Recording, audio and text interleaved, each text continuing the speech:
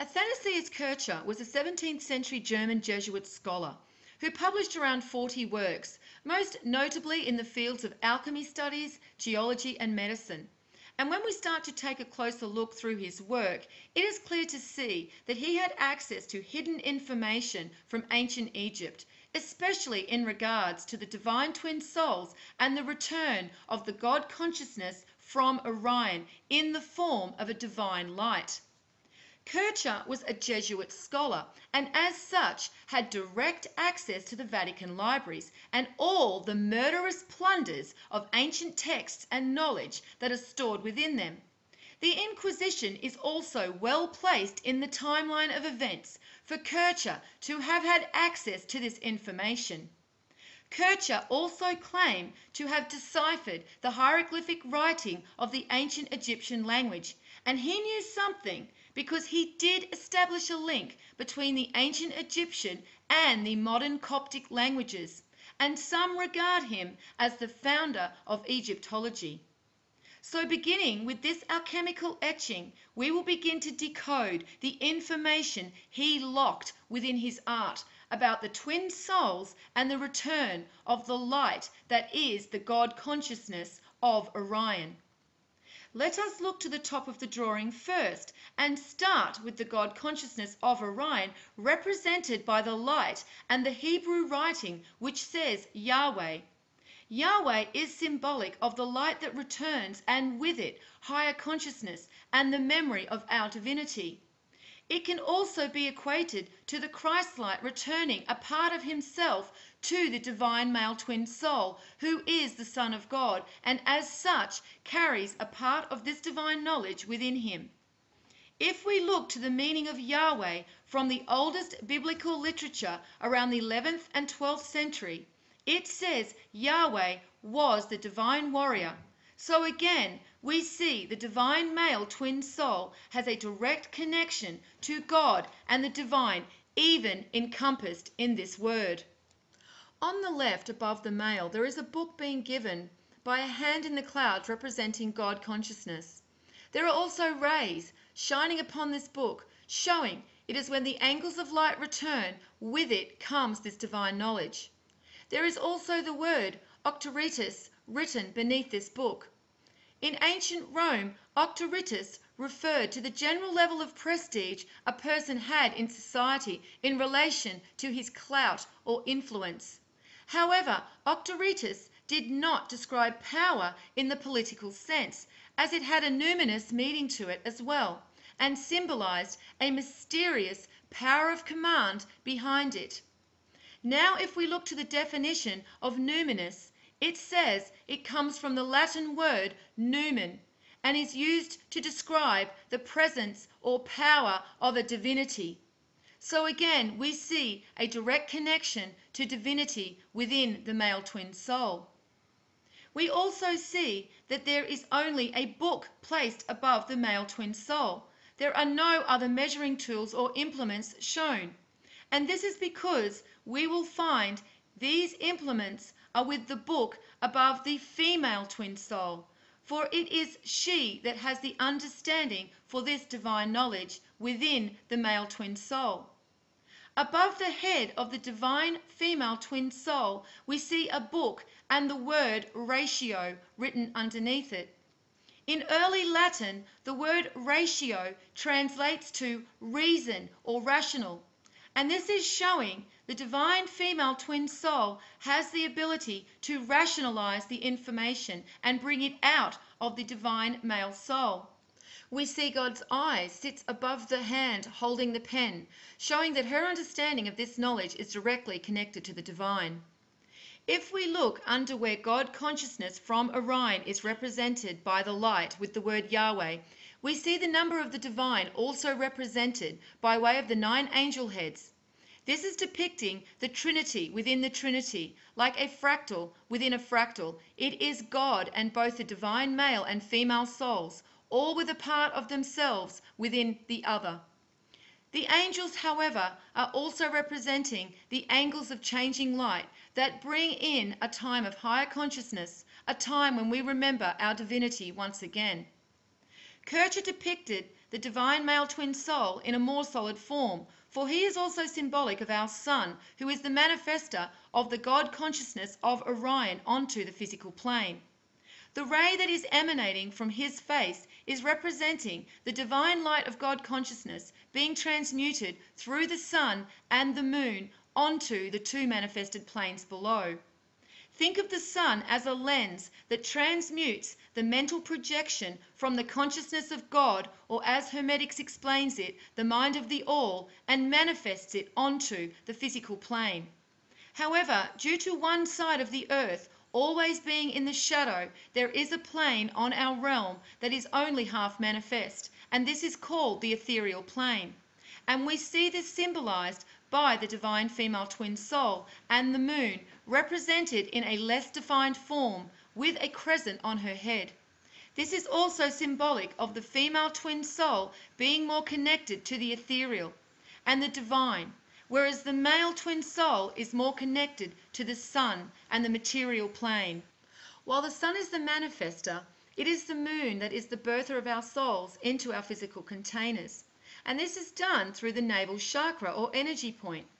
And as all things birthed into existence are done through female energy, we see the moon is also symbolically equated to the divine female soul for this reason too. Interestingly, in the work of Edgar Cayce, he also stated that the soul was birthed through our navel energy point, which he called the Leiden, and he also said this was where the soul resided, as did a high priest of ancient Egypt called Nepaneteru, whose inscription says, "The West seeks to hide from him who follows his heart. The heart is God, the stomach is its shrine." So again, we see this connection to the soul with the navel and stomach area. According to the ancient Egyptians, the ka, or soul, came into being when a person was born and is often depicted as a twin or double. However, unlike the body it belonged to, it was said to be immortal. So it is clear to see that the ancient Egyptians are speaking of our physical and ethereal forms when we are birthed onto the physical plane. We can also see the ethereal form represented in this statue with the bird situated behind him on his shoulders. The bird is symbolic of the ethereal. Now, if we look back to the divine female twin soul, we see there is an owl on top of her staff, and it is held higher. Again, this is to show she has more of a connection to the ethereal. The owl is symbolic of divine wisdom, and we see them also represented with Ishtar, who is the divine female twin soul in Sumerian mythology. Notice she holds a round shield, symbolic of the circle and female, and the divine male twin soul holds the caduceus, symbolic of the rod and the male. But in this instance, however, we see the caduceus he holds is also symbolic for the twin souls, in their ethereal form depicted as serpents ascending back up the seven gates to God consciousness. Serpents are symbolic of the soul, or twin souls when we relate them to the caduceus. 7 also represents the ethereal form, or soul, and it is at this time I want to mention that there is no connection between the caduceus and Kundalini energy flow in any ancient text. Unfortunately, this is a misrepresentation of this symbol by the New Age movement. Below the divine male twin soul, there is an eagle splitting in two. This is symbolic once again of the twin souls splitting upon their birthing from God consciousness. In Babylonia, it symbolized the eagle returning to its ancient origins as a symbol of divine power. To the Turks, the double-headed eagle was known to symbolize the king of the East and the West. So here we can see a connection to the sun, divine power, and the divine male twin soul. We also see the double-headed eagle used throughout the Byzantine, Roman, and Russian empires. In the Byzantine Empire, it is said the heads represent the emperor having authority over both secular and religious matters. However, we can see in this painting from the 14th century, symbolic of the divine male and female twin souls, that the double-headed eagle is depicted on the garment of the female twin soul. And this statue of the double-headed eagle at St. Petersburg's in Russia clearly shows the rod and circle in its claws, representing the male and female souls. So it is clear the symbolic meaning of the double-headed eagle has nothing to do with politics of state and church. Once again, like the swastika, we see a symbol stolen by the establishment and used for their own agenda, and that was to keep us in ignorance of who we really are. Below the double-headed eagle, we see what looks to be a container held in the hand of the divine and also a book. Once again, this is symbolic for the divine male twin soul being a receptacle for divine knowledge. He is the Ark of the Covenant. On the side of the divine female twin soul, we see that the light refracted from the divine male twin soul is shining upon a book with the word sensus underneath it. The word sensus in Greek is defined as sensus communis, literally meaning common sense in Latin, and is a philosophical term originally used to refer to the perceptual power of binding the inputs of the individual sense organs into coherent and intelligible representation. So we are shown that it is the male twin soul that is reflecting this divine light onto the female twin soul, who has the ability to make coherent sense of this divine knowledge.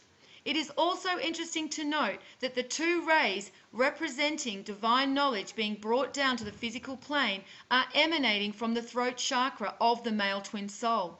The throat chakra represents how we express our souls onto the physical plane, whether that be language, writing, or art. Whatever the medium we utilize to express ourselves, this is the energy point that is associated with that expression of soul. Beneath the divine female twin soul, there is also a double-headed peacock, and we see one of the heads of both the peacock and eagle facing each other. This is symbolic of the recognition of the part of each twin soul in the other. However, to fully understand what the symbolism of this peacock represents, we need to look to its feathers and how they display color, for it uses no pigment. The peacock feather generates its color by using a process called structural coloring. This is where the cellular structure of the feather, or as with the shells of scarab beetles, are actually formed in a way where they refract wavelengths of light to create their color. So again, we see the connection with the peacock symbolism and the changing angles of light. If we look to Hindu mythology and Shakti, who is the divine female twin soul, the aspect within her representing knowledge is the goddess Saraswati, who represents knowledge, music, arts, and science. And she is married to Vishnu, who is symbolic for God consciousness and Orion. We see that Saraswati is also depicted with a peacock. Once again, this is symbolizing the angles of light changing to bring with it higher consciousness and divine knowledge from the God consciousness within Orion. Finally, down the bottom, we see a cave representing the ethereal plane on this realm which exists alongside us. And that plane is also being bestowed with the light of higher consciousness. The 6 trees are representing the physical form, and this is why it is called the number of the beast. There should be no evil connotations connected to this number, as the religious establishments have generated, when in fact it is merely the number that equates to our physical container. And 7 represents the ethereal form. So it is not hard to see that Kircher had knowledge about the truth of who we really are, and that is we are immortal ethereal beings. This is a truth that unfortunately continues to be hidden from most, as they spend their lives thinking their physical suits are the extent of who they are. However, now we have an understanding of this symbolism, we will continue to uncover what has been hidden from us as we look to more works from Kircher and many other artists of his time.